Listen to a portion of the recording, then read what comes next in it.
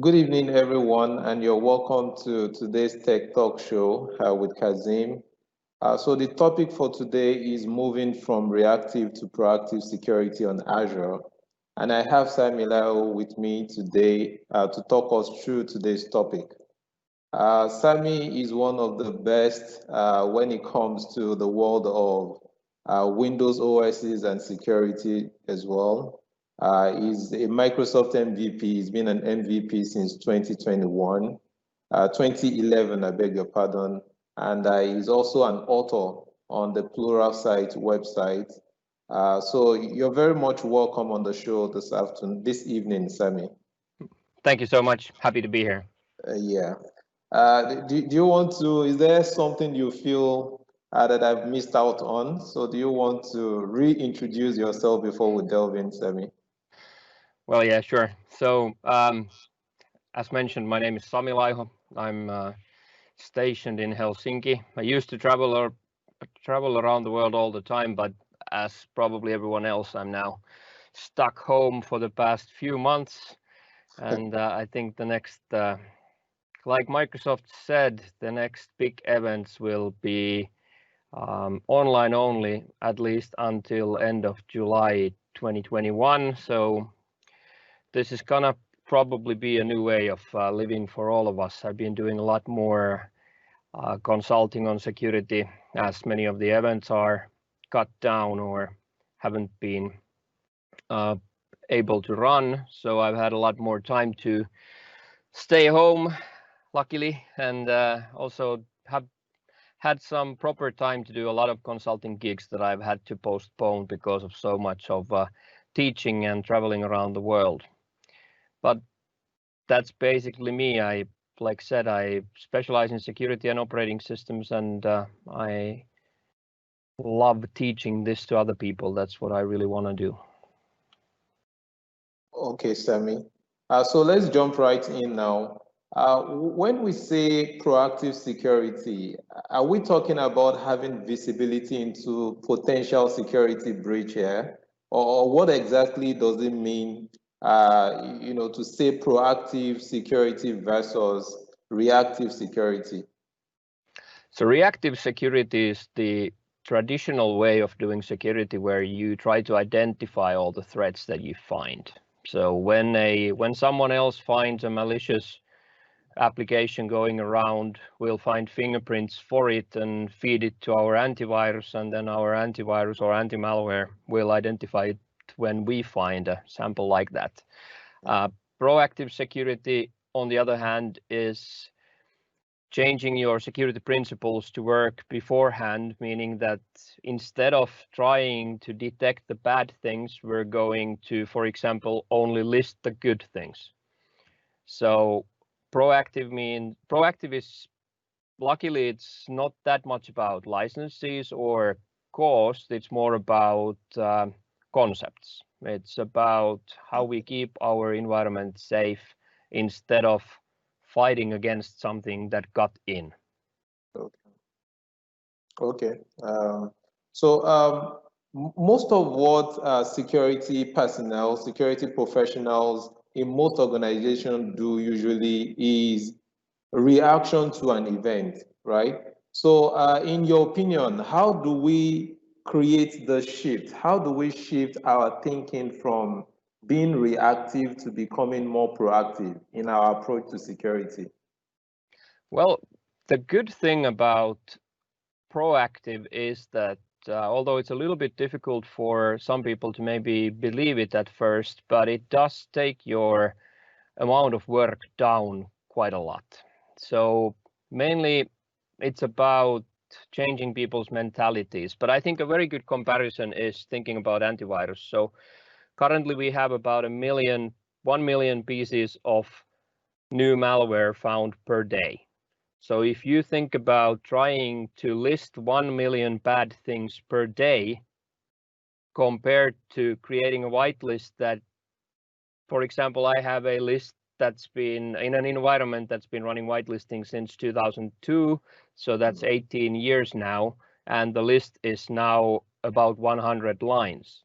So you can kind of like add maybe one line per month or you can add 1 million lines per day.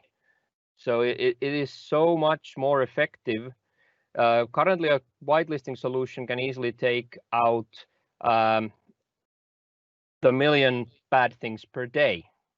The only things that will basically bypass it are binaries that are signed by a trusted entity. So if we think about, for example, Stuxnet, which is probably one of the best known malware ever, well, its reputation is big. Of course, it wasn't at all known at that time because it was able to stay secret for a very long time. But when it got into the Iran nuclear facilities, for example, it got in because it was signed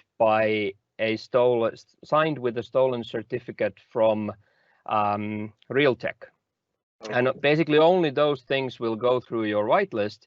So you're talking about a result of finding 99.99999% of bad things. As if you look at any kind of comparisons of anti-malware products, they're trying to brag by saying that we can catch 99.99% of malware, but that means 10,000 pieces of malware went through your system every day. So it's also just explaining about the numbers, mathematics, because people just have to understand that you can't do security like you did before. It's an impossible job for a traditional fingerprinting solution. Our modern anti-malware that uses heuristics and uses cloud systems, artificial intelligence, stuff like that, of course, they're good because they look at behaviors of code instead of trying to fingerprint everything. Yeah. But it's more of a state of mind of first you should convince yourself that proactive is way easier. It's effective. It's more effective, but it's also easier because people tend to think that it's the opposite. They will, whenever I go into a meeting and I say I'm going to deploy AppLocker for your company, they will always be like, "Oh my God, we have to hire more people. It's so," and I'm like, "No, maybe you have to fire a few people because you're going to have so much less work." So it's a state of mind, but trust me, I'm lazy. So I'm honestly like, I have one of the principles of these proactive security is the principle of least privilege, not using admin rights for logging onto machines. And again, people think that if you don't have admin rights, then you have to call into the help desk all the time because you can't fix your own computer.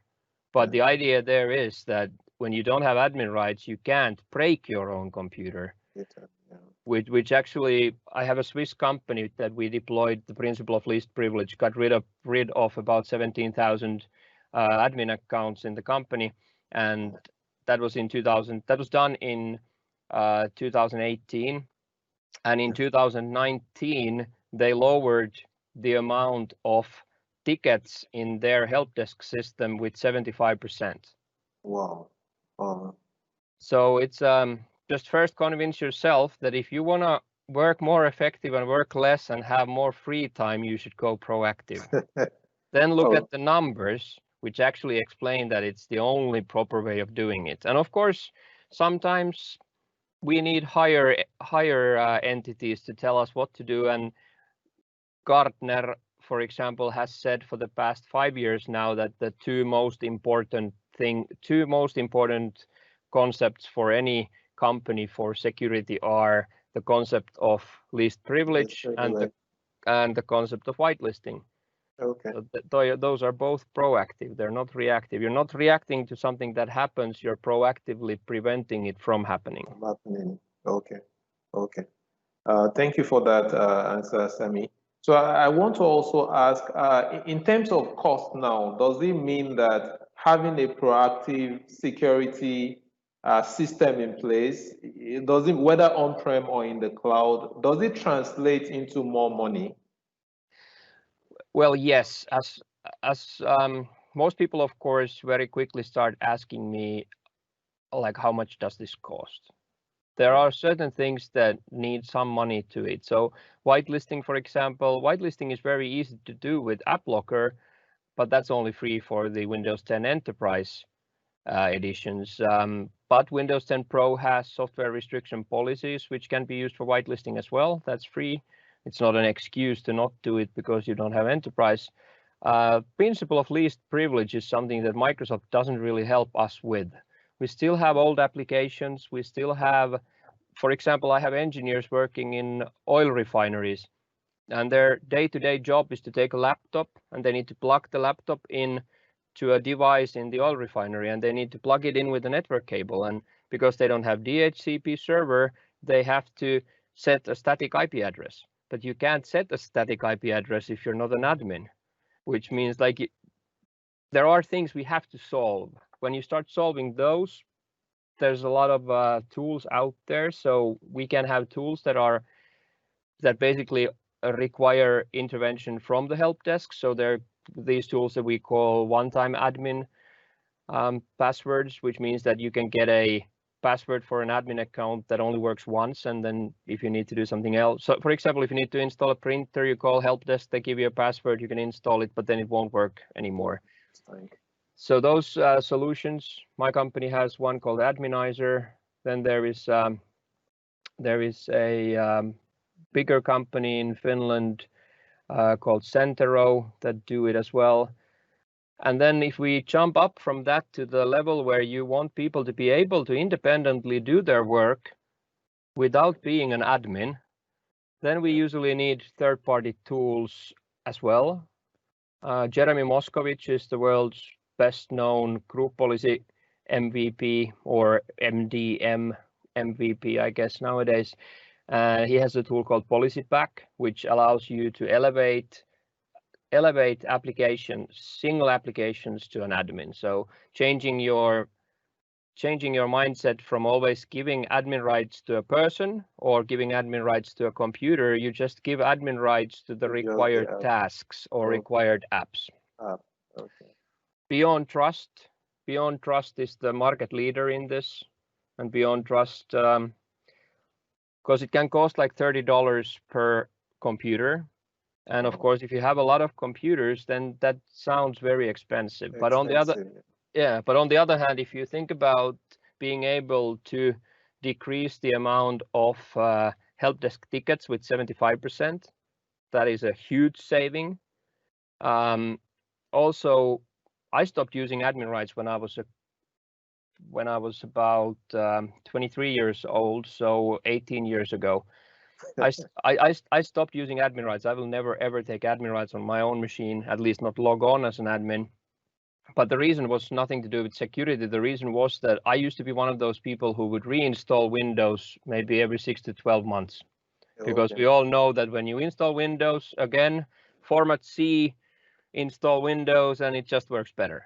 And everyone knew that. So I was always installing my computer again and again every 6 months or so.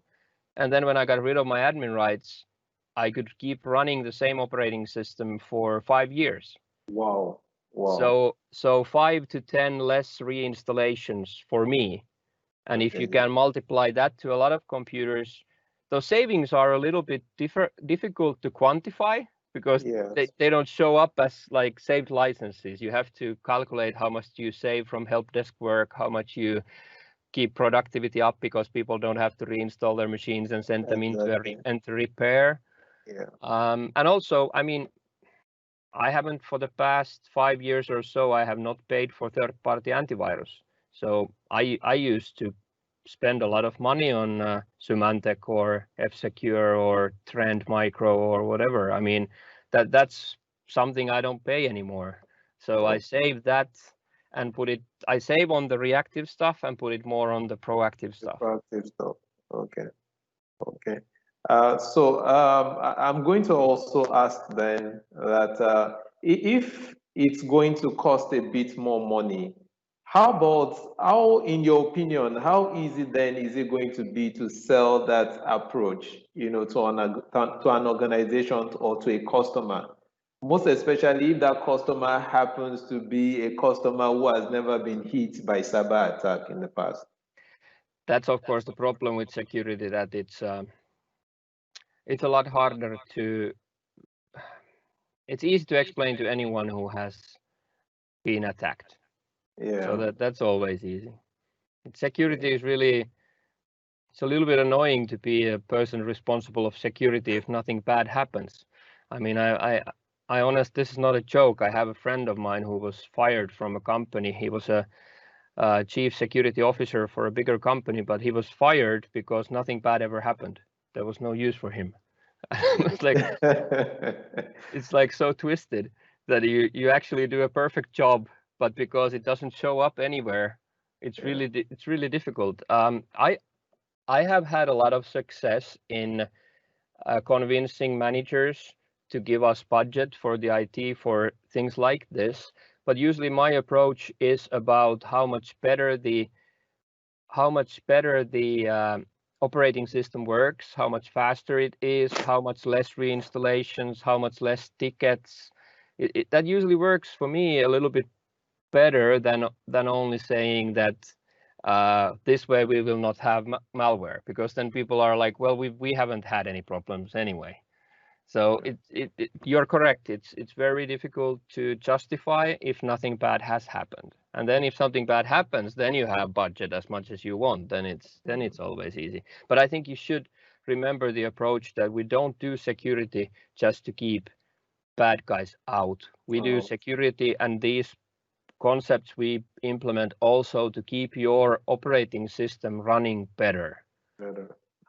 It's quite simple at the end if you think of it. So if you have admin rights and you run an application, and the application wants to write all sorts of stuff into your hard disk. Yeah. Now, if you're an admin, it can write everything to the hard disk and fill it. But if you're not an admin, you have very limited rights to write anything to the hard disk. So it keeps cleaner because you can't put things in. Yeah. So it's not just about. And also, like whitelisting, for example, is superb. I mean, if you think about proactive things you should do, get rid of admin rights. That's number one, because anything that Windows does to, for example, manage your environment, like group policy or MDM or whatever, they all say in the documentation that this does not work against admins. Okay. Windows security subsystem is not built to withstand the use of admin rights. Okay. Admins, it says in the book back in 1993 when NT 3.1 user guide was published, the user guide says that in Windows there is no security if you're running an admin. Yes. And it's just a basic rule. So first, get rid of admin rights. You have to have BitLocker. Like don't think about encrypting files if someone gets to your hard disk, prevent them from getting into the hard disk. Yes. So you have to have BitLocker, you have to have principle of least privilege, no admin rights. Then if you deploy whitelisting, you can basically do a whitelist with like 4 lines. You can say allow everything from program files, allow everything from Windows, allow admins to do whatever they want, and then only allow signed code.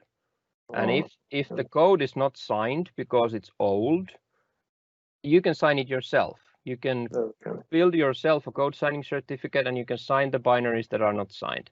Okay. And that way you will have 4 lines of code in your whitelist, and that will block more than 950,000 pieces of malware per day. Without any installed antivirus that hogs your CPU and memory. It doesn't cost anything, it doesn't need power, and it blocks more than an antivirus. And then, of course, this is more about blocking things like ransomware, which needs to run something on your machine. But of course, a lot of the current security threats are about phishing. Now, phishing, of course, is a little bit more difficult because you can't just block things running on your machine. You have a website and it tells you to type in your username and password. But this one, then the fourth, well, if we think about, let's say, let me count. So we have BitLocker and admin rights. Those are 2 most important ones. Then we have whitelisting. And then we need multi-factor authentication, MFA. Yeah, MFA. So then if you have even these 4 principles in place, then you're going to be 99.99% safe, whatever hits you. Okay. So with all the advancements now, even security advancements in the cloud, so I want you to share your opinion now. You know, having our servers and our line of business applications on premises or on the Azure cloud, which would you say that is safer? Is it better to have them on premises, or is it safer now to push things to the cloud? I have been involved with so many companies and built so many security frameworks and security baselines for different companies that for me it's quite easy to say that when you have an on-prem data center, for example, then mostly my customers will say that the good thing about that is that into that server room, only the company employees and the company IT people can get in. And then usually also the cleaning lady. I mean, that it's, if you go and see a data center that Google, Amazon, or Microsoft, for example, have, and if you look at the physical security that they offer, that it will beat your physical security anytime. So you don't really have to worry about the physical security, because that most people worry about this. It's better to have it in my house because I know my house and my house is safe. But that's not the thing. But of course, the drawback to the cloud is that then, on the other hand, the online environment that you have, the attack surface is now 360 degrees globally. I mean, anyone now, if I'm in Finland and someone wants to attack my systems, they could come here and find the office and try to attack, or try to get online, try to get through some VPN connections or whatever. So Azure of course does put your stuff into the global cloud, which means that the attack surface is way bigger. You have to take care of the software security, I'd say. So physical security, Azure wins easily. There's like absolutely, I would anytime put my stuff on Azure if it's about physical security. Software security, it's very different. And the problem, of course, is that we're quite good at running security for on-prem. So we know these principles, how to do everything. But now when we get Azure, which is brand new for everyone, and well, brand new for most, then the problem, of course, we don't necessarily understand that we still have to do the same things. Yeah. So if you think, I always try to tell my customers to think about how a malware or an attacker gets into your in-house systems.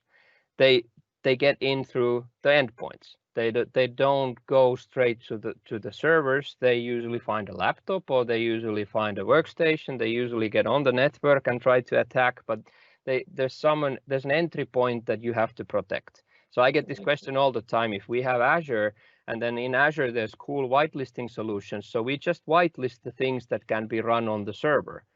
But the problem is that the malware is never run on the server.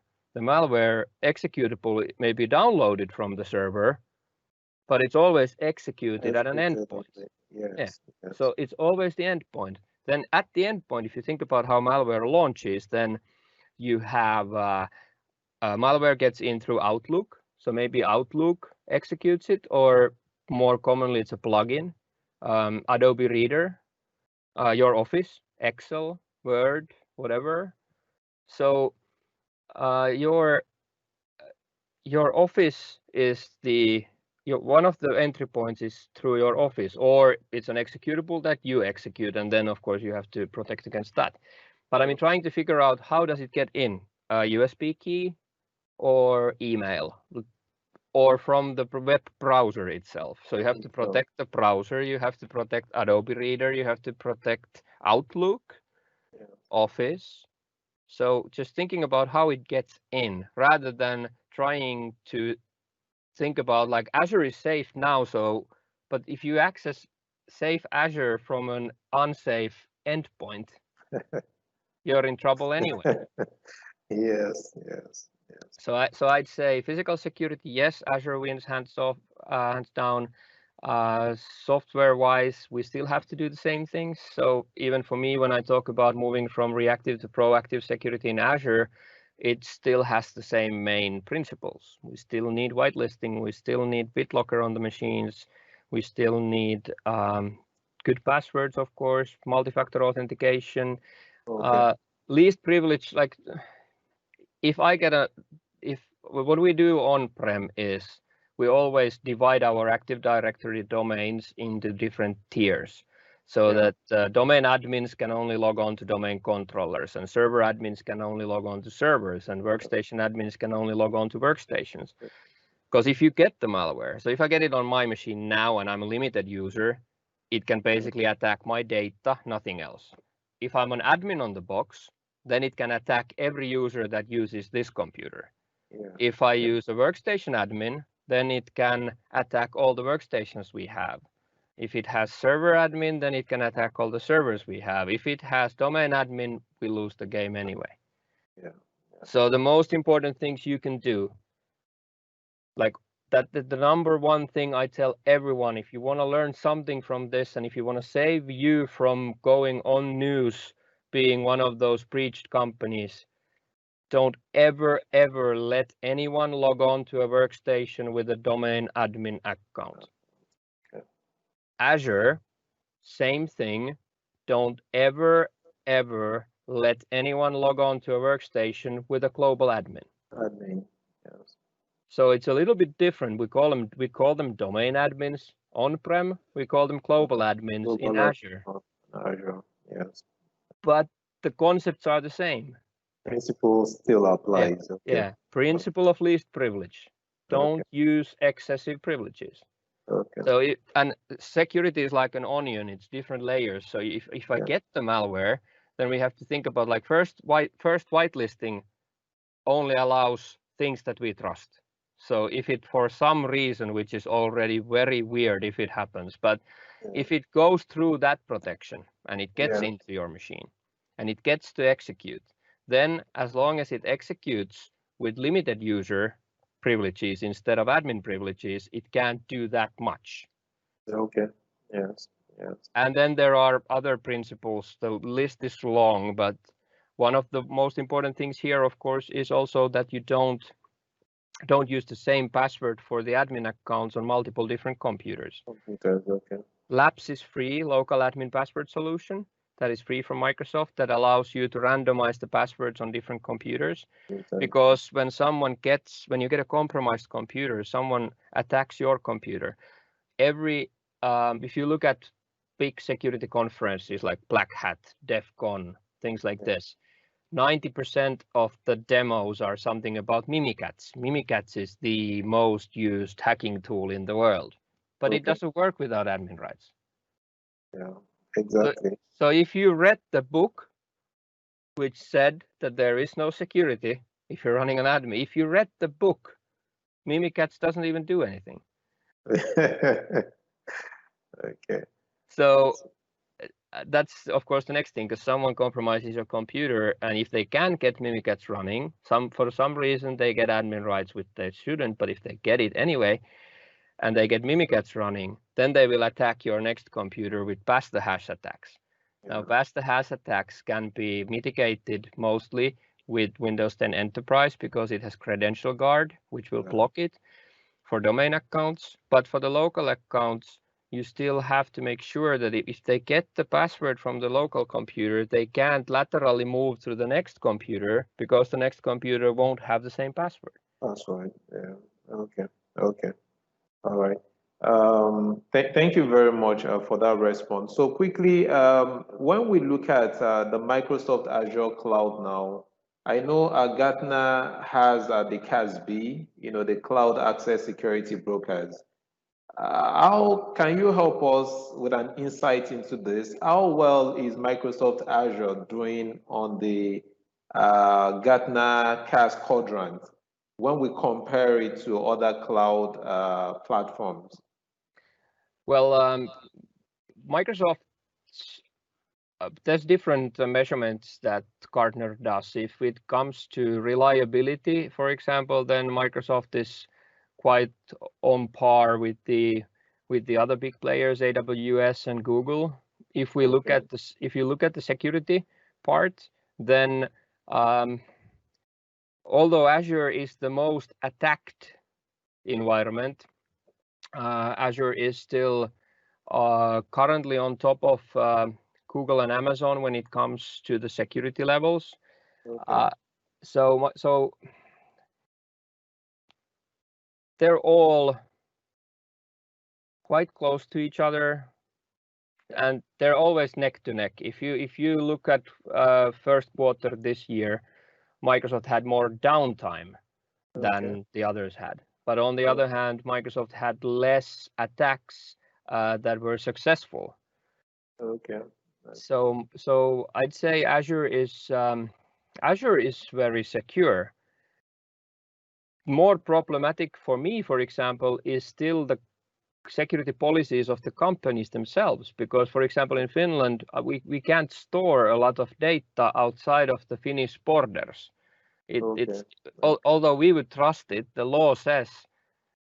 And Germany, for example, Germany has their own Azure. Azure, yes, so to speak. Yes, just like in some part of China too, I think. Yeah.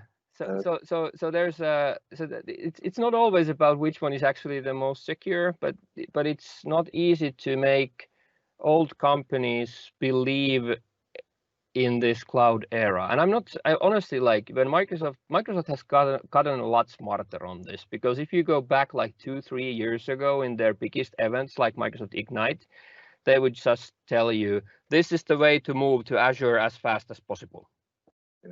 And if you listen to them now, like last year at Ignite, now they're more about this is how you can run a hybrid solution, because they understood that not everyone is actually able just to jump into Azure. Honestly, I run a factory of my own, or my family owns a clothing factory. And for our sized company, you can't make Azure cheap. There is like it's a very small one. It's like 7 servers, 40 workstations. But if we move our things to Azure, we can't. I can never justify it by the price. It's not cheaper for us to run it there. It is impossible for me to sell it like that. And but the security is better. Now, because of these Corona times, we have a lot of people that have to be laid off for some time. So, for example, we have a lot of people that can't work for the next 3 months. Now, if you have Azure, you can just downsize your environment easily. Just go and stop paying for some licenses and then cut down on the amount of CPU power you have, and you can downsize it without throwing out physical servers like you would have had to before. So but I mean, Azure, it's not always an easy sell. And I do security audits basically every day. I work with a company. I do security audits for companies where I'll build a report about how they've done everything and teach them how to fix their environments. And now I have more time to do it because I have less teaching. So I've been I'm more than interested in anyone. If anyone wants a security audit, so I'm more than interested in doing it. And those have to be done remotely now because of the situation. But anyway, when I do this, I'd still say 90% of my customers are 90% on-prem. On-prem, yes. So it's I have to start teaching Azure. I believe the future will be Azure. Azure, yes. But I'm not. I mean, current environments are still on-prem, and we're gonna have on-prem Active Directories at least as long as you and me are in this business. There are gonna be on-prem Active Directories. This is not going to go away. So I just don't get me wrong. If I'm now talking about proactive, moving from proactive to reactive in Azure, I'm absolutely in the same boat with 90% of the people who are still not in the cloud. I mean, everyone is a little bit there. I think everyone I think all my customers have moved their Exchange servers from on-prem to Office 365. I mean, it's cheaper. It's cheaper and it's more secure and easier. Yes. Yeah. But going full-blown Azure, no. Okay, so Sami, there's still a lot of questions I would like to ask you, but we're not doing very good on time. So I'll just ask you this last one, and there are a few questions also in the pool. I'm not sure we'll be able to get to that one, but quickly for those listening to us right now, and would like to pursue a career, in cybersecurity, want to follow your footsteps. What would be your advice to those people? It might be a little bit, that or might sound a little bit like a rocky road, but the most important thing you can do is buy the Windows internals books. Learn how the operating system works. I was never a security person. Like 5 years ago, I wasn't teaching security. I was teaching operating system internals. But I'm very successful at security because I know where to look for the weaknesses, because I know how the operating system works.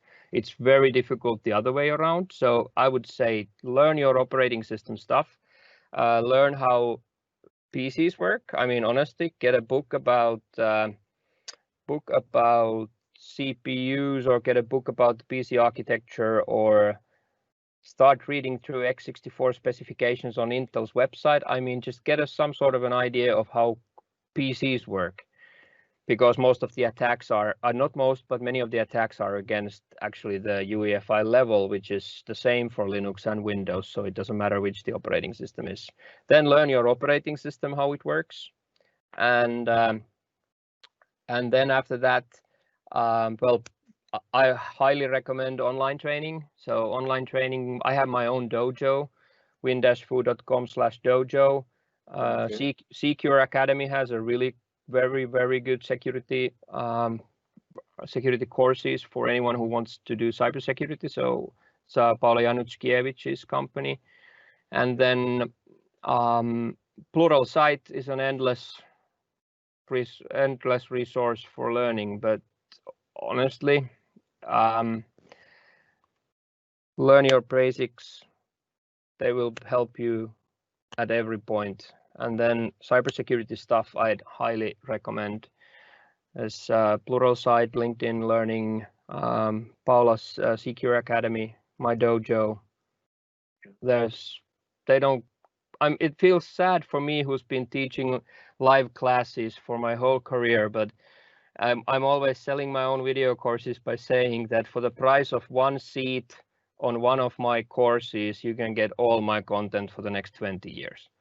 So it feels really bad to sell online because it's so cheap compared to people coming into a classroom. Yeah. But I guess now we've learned from past few months, we've learned that we might be living in a world where we're not going to travel as much as we did before. So it's anyway good to grasp this. Like exactly like this, we're not doing an interview. We're very, very far away from each other, and exactly. Teams still works. Yeah. This is how much time would permit us to take on the Tech Talk show today. So you've heard it from the expert himself, Sami Laiho. Thank you so much, Sami, once again for coming on the show with me today, Sami. Thank you, everyone, for joining us. It was a really very fun thing. Okay. So thank you everyone for joining us today. So if you like to ask follow-up questions, about the topic today, Sami, do you mind quickly? Can you share your social media handles so if anyone would like to follow you? And yes, absolutely. Twitter is at Sami Laiho, so that's SAMILAIHO.